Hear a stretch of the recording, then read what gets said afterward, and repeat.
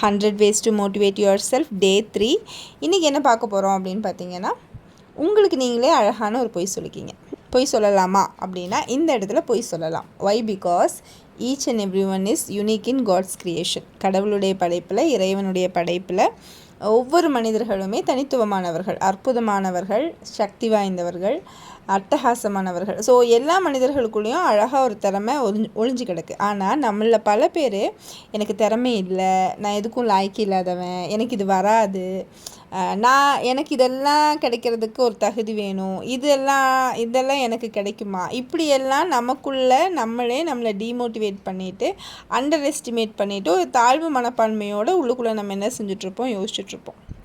But அதெல்லாம் அவசியமே கிடையாது. ஏன்னா எல்லாருக்குள்ளேயும் ஒரு திறமை இருக்குது. அப்போ அந்த திறமையை வெளியே கொண்டு வர்றதா. நீங்கள் எப்படி இருந்தீங்கன்னா நல்லாயிருக்கும். உங்களுடைய திறமை நிச்சயமாக உங்களுடைய உள் மனதுக்கு தெரியும்.